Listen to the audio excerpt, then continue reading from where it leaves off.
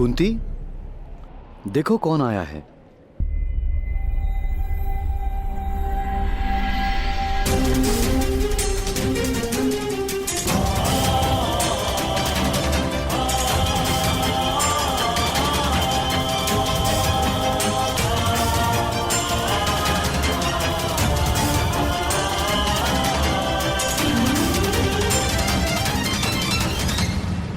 कौन है ये बालक? बालक नहीं, बहुत ही वीर धनुर्धारी है ये। कर्ण नाम है इसका। वन में कस्तूरी मृग पकड़ने आया है। मैंने इससे हमारे आश्रम में अतिथि बनने की विनती की तो मेरे साथ चला आया। और कर्ण, ये है मेरी पत्नी कुंती। प्रणिपात। आज मेरे हाथों एक रीछ की मृत्यु होने वाली थी, किंतु इन्होंने उस रीछ की रक्षा की। ये भी महान है। कहाँ रहते हो धनुधारी? उस पर्वत के पीछे एक गांव है, शंकुपत्र। मैं उधर रहता हूँ। यदि आपने नाम नहीं सुना तो इनके साथ सुन लीजिए। तुम इतनी दूर से अकेले आए हो? तुम्हारी माता ने आज्ञा दे दी तुम्हें? मैं माता के लिए ही कस्तूरी मृग लेने आया हूँ।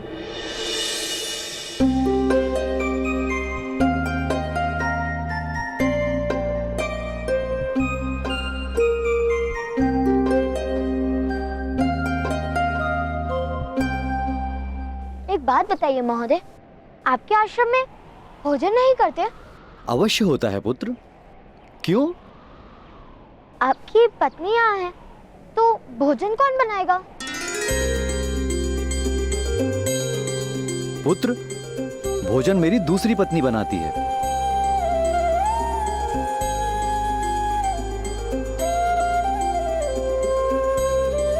तुम्हें भूख लगी है कर्ण?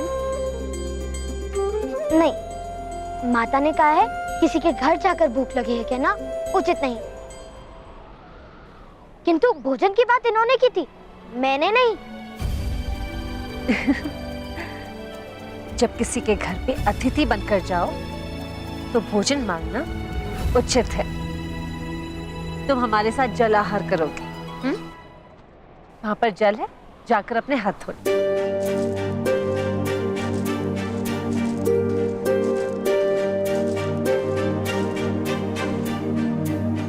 ये हमारे साथ भोजन करेगा? इसकी जात क्या है आर्य? बालकों और सन्यासियों की कोई जात नहीं होती माधुरी। ये बालक है और हम सन्यासी, तो जात क्या पूछना? कुंती, आज कर्ण को अपने हाथों से भोजन खिला दो और माता बनने का सुख प्राप्त कर लो।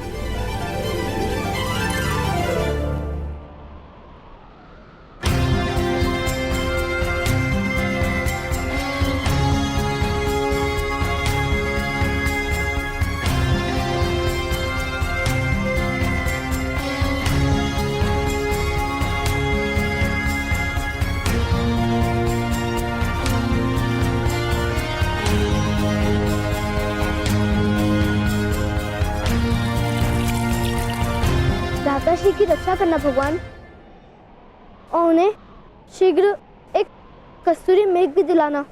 जब तक भ्राताश्री सुखरूप लौटते नहीं, मैं तब तक यहाँ आपके सामने एक पैर पर खड़ा रहूंगा। सुन! अभी मैं जाता हूँ, किंतु जब पिताश्री कार्य के लिए निकल जाएंगे तब मैं वापस आकर यहाँ आपके सामने एक पैर पर खड़ा हो जाऊंगा। किंतु मैं उपस्थित नहीं, इस कारण आप भ्राताश्री का रक्षण मत बंद कर देना। छोड़! छोड़! कर्ण का क्या उसने कोई धनुष तो निर्मित नहीं किया? उत्तर दो छोड़! यदि वो किसी मूर्खतापूर्ण साहस करने निकला है तो बता दो। कर्ण के प्राण संकट में हो सकते शोन, उत्तर दो। भ्राता श्री कस्तूरी मृग लाने गए हैं उस पर्वत पर।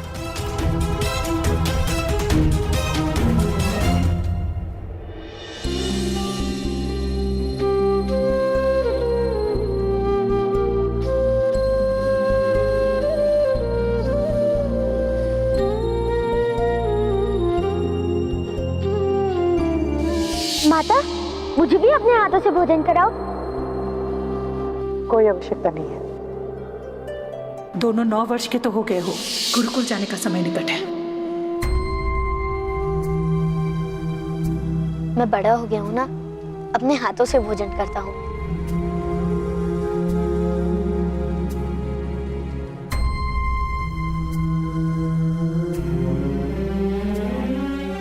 किंतु हमारे घर में अतिथियों को अपने हाथ से भोजन कराना एक प्रथा है।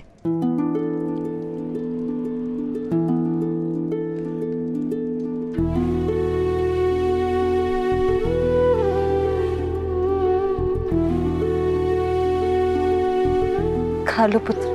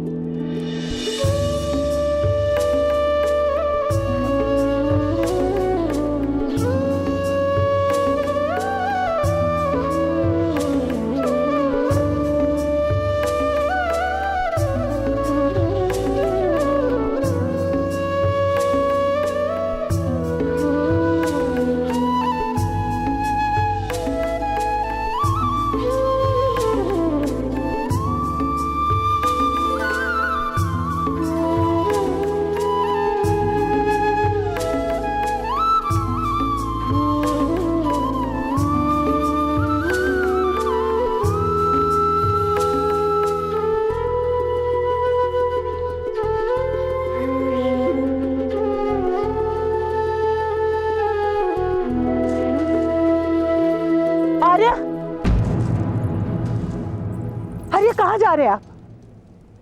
कर्ण आ जाएगा, उसकी इतनी चिंता करने की कोई आवश्यकता नहीं। सुनो राधा, सोनार के पास एक अज्ञानी हीरा लेकर गया। उसे मूर्ख बनाने के लिए सोनार ने उस हीरे को मिथ्या कहकर फेंक दिया। हीरा टूट गया। पास पड़े एक पत्थर ने पूछा, तुम तो वास्तव में हीरे टूट कैसे गए? हीरे ने उत्तर दिया, मेरा मूल्य जानते हुए भी मुझे मूल्यहीन कहा गया। मेरा हृदय टूट गया। कर्ण का मूल्य जानते हुए भी उसका हृदय मत तोड़ देना।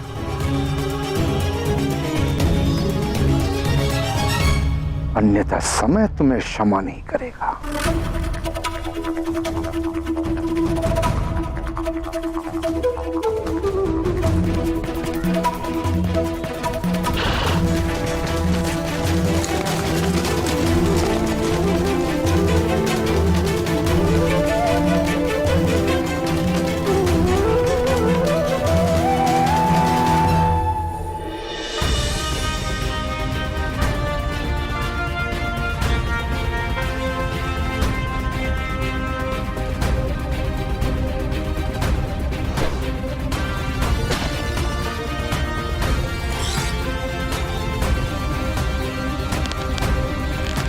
धनुर्धारी, क्या मेरे सरसंधान की विधि उचित है?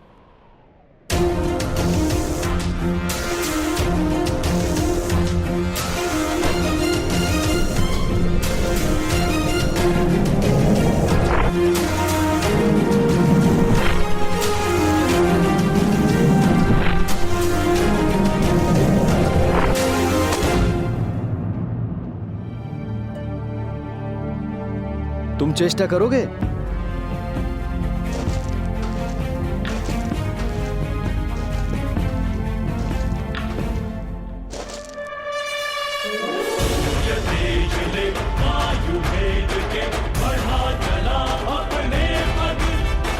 तीव्र है गति, चाहे हो क्षति, जीतना है सा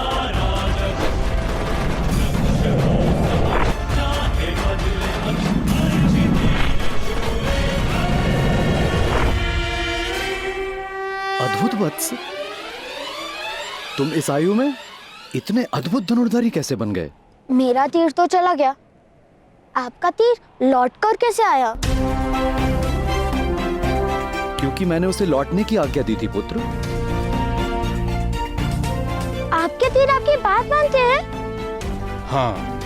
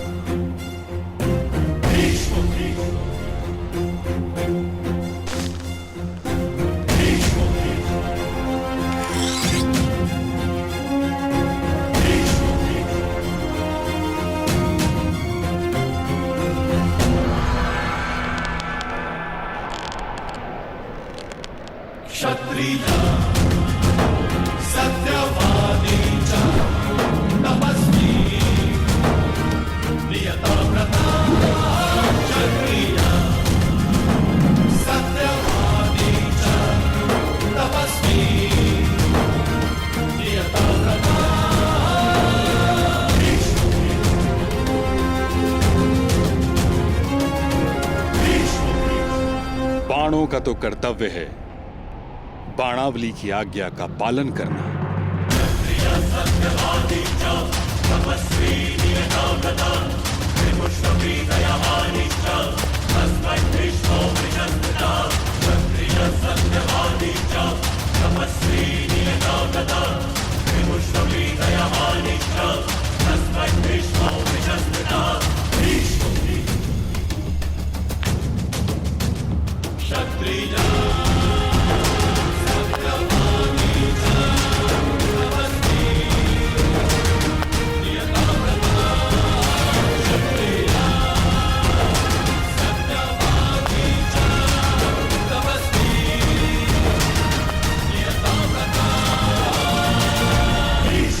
प्रणिपात ताऊ श्री। आयुष्यमान भव, तुम दोनों का कल्याण हो। कुंती पुत्रवती भव।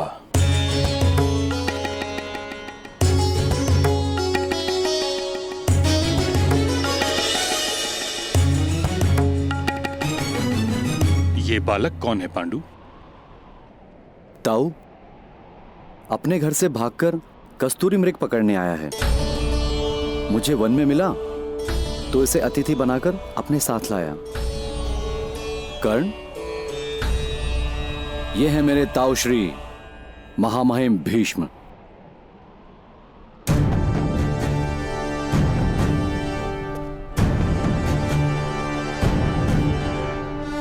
प्रणिपात। और ताऊ बहुत ही वीर धनुर्धारी है ये।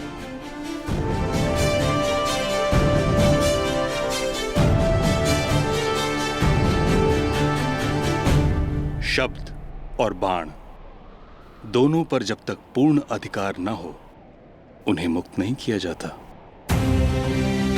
ये शिक्षा तुम्हारे पिता तुम्हें अवश्य देंगे। पिताश्री कहते हैं कि शब्द पर विचार का अंकुश होता है और अश्व पर लगाम का। बाणों के विषय में उन्होंने आज तक कुछ नहीं बताया। तुम्हारे पिता क्या कार्य करते हैं पुत्र? रथ चलाते हैं और रथ निर्मित भी करते हैं, किंतु मैं वो कार्य नहीं करूंगा। मैं तो धनुर्धारी बनूंगा।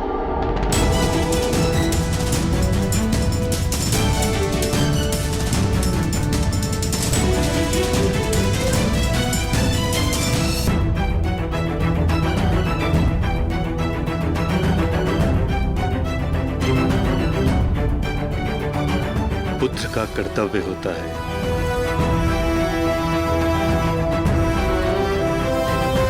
पिता के कर्मों का उत्तराधिकारी बने। कर्म में परिवर्तन कोई नहीं कर सकता। तुम सूत के पुत्र, तुम सूत के पुत्र हो, सूत के पुत्र हो, सूत के पुत्र हो, सूत के पुत्र हो। तुम्हें सूत ही बनना।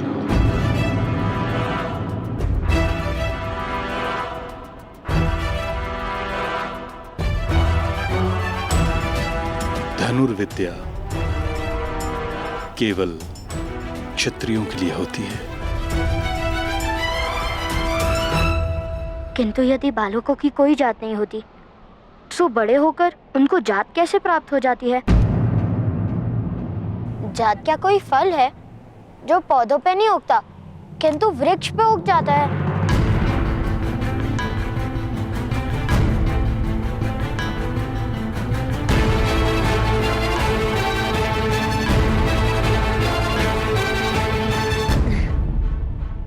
पुत्र, इतनी बुद्धि लगाओगे तो थक जाओगे। तुम्हें अपनी माताश्री के लिए कस्तूरी मृग लेने जाना है ना? मैं चलती हूँ तुम्हारे साथ। आज्ञा दीजिए ताऊश्री। आओ।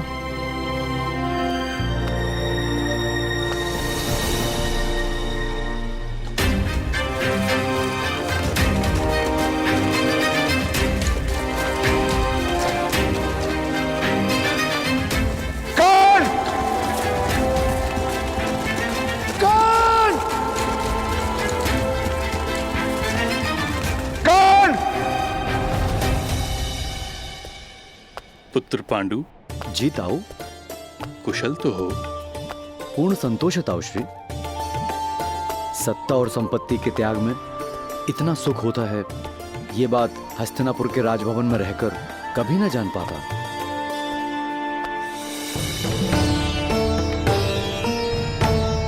ताऊ, हिमालय की पर्वतमालाओं में प्रातःकाल जब सूर्य उगता है तो आत्मा की गहन गुफाओं तक उसका प्रकाश फैल जाता है।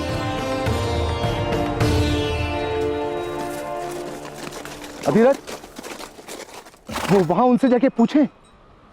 हाँ, चलो।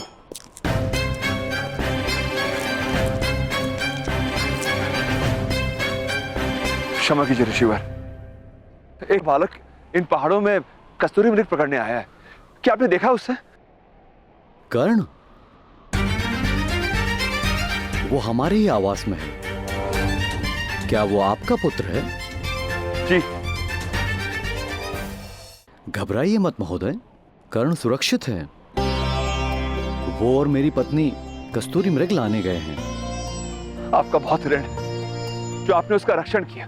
थोड़े समय विश्राम कर लो, मेरी पत्नी और कर्ण बस आने ही वाले होंगे। जी।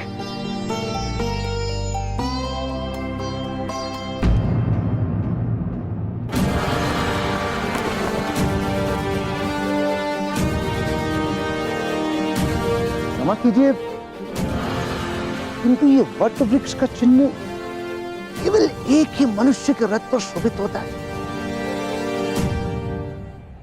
क्या आप हस्तिनापुर के सेनापति महामहिम गंगा पुत्र भीष्म हैं?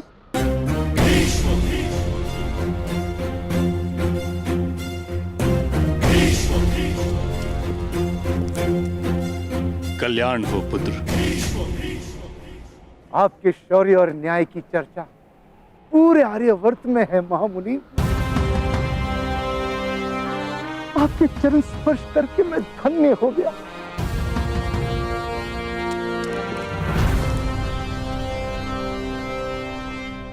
आप हस्तिनापुर के सम्राट पांडु हैं? हस्तिनापुर का पूर्व सम्राट। आपका विवाह तो कुंती भोज की राजकुमारी कुंती के साथ हुआ है महाराज।